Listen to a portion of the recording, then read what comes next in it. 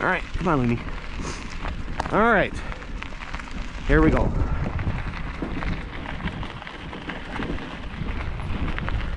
Sorry.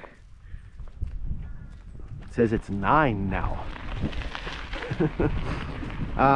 It's always a little bit warmer in this area here as we get further away from Lake Superior, especially at this time of the year.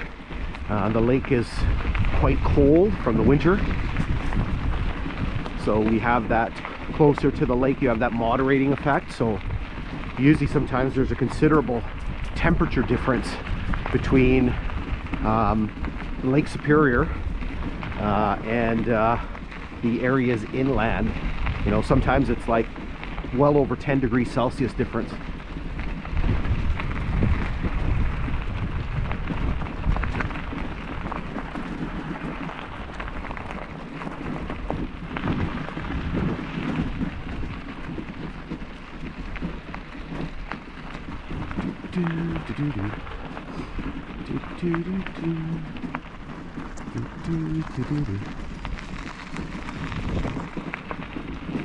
So I think, as you can see by things, I think this is where the siding here at Raith comes to an end, because you'll notice how wide it is here and it just sort of angles back in. So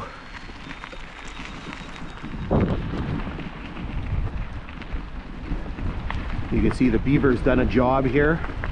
You see there's one beaver dam and there's another one up here. And there's lots of water from the spring runoff, so it's running right over the dam. Obviously this spot here, I think there's a culvert here. You can see that it looks like this spot was washed out, right? Because it looks like it's been repaired.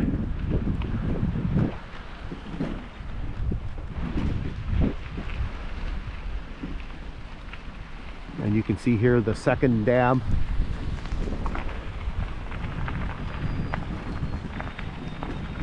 You can see the CPKC. I think their things say Raith on there.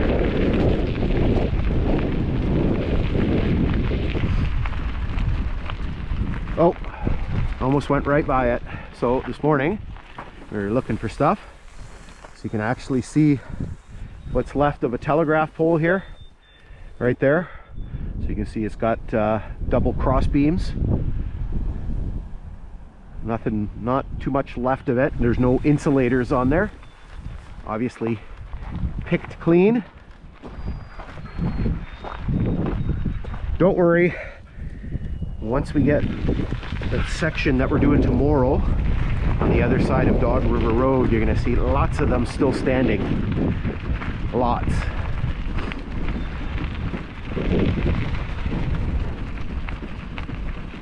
All right, so once we get past Raith there, you can see there was a curve that looks like there's a pole right there, or a tie. So looking back, there was a curve just up there, and so here things start to straighten out, and it's going to be straight for quite a long ways. What's the matter? You okay?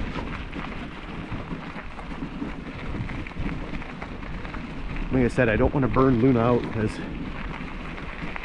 we got a long one tomorrow. The longest one that we will ever do. If that's a little foreshadowing for you.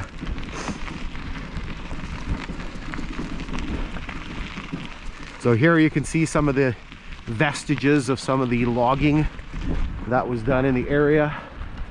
Some old slash piles.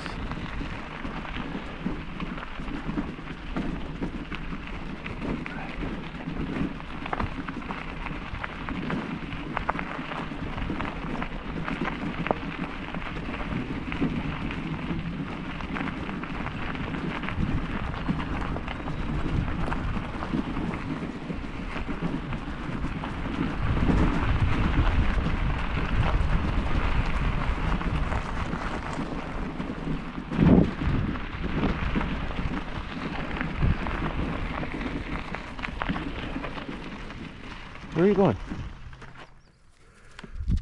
Don't you dare roll in anything.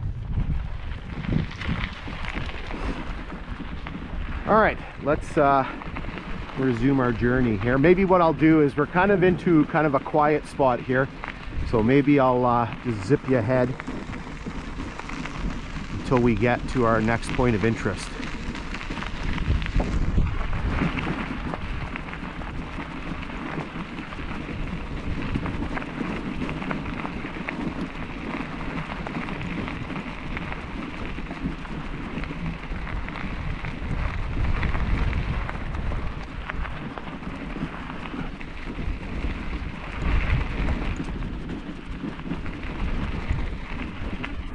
All right, as we're rolling along here, kind of an interesting little observation. So according to the maps, we're passing a benchmark here of 1,562 feet, which basically means we've come down about 20 feet since we passed Raith. But what's weird, and maybe my eyes are playing tricks on me, it looks like we're going up. I don't know. You okay there, Lynn?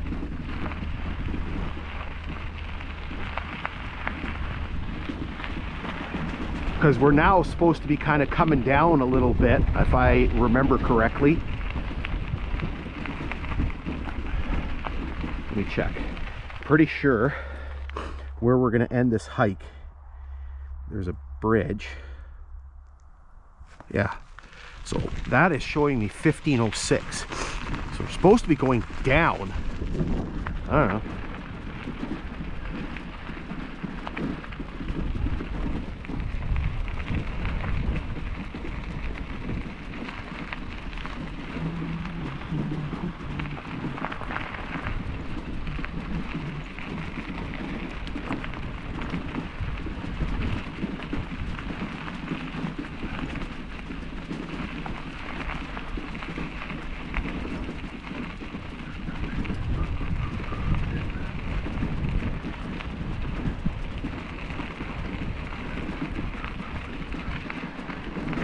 Oh,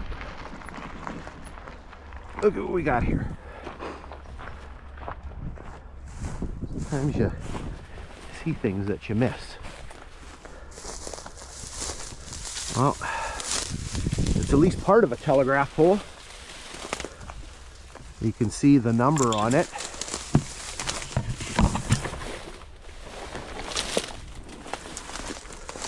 That's what caught my attention.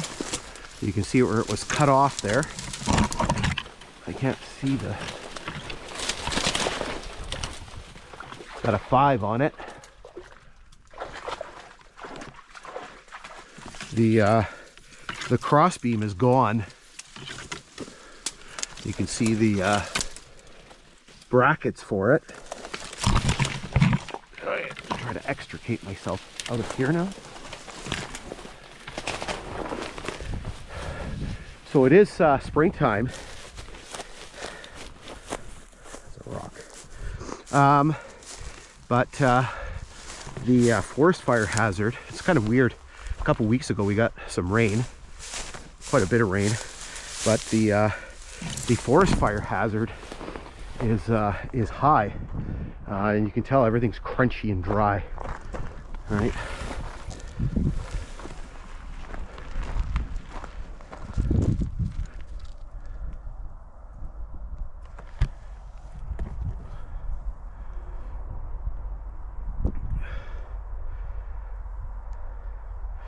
All right, maybe what we'll do is we'll pause here, and then this will be the last section of a video here.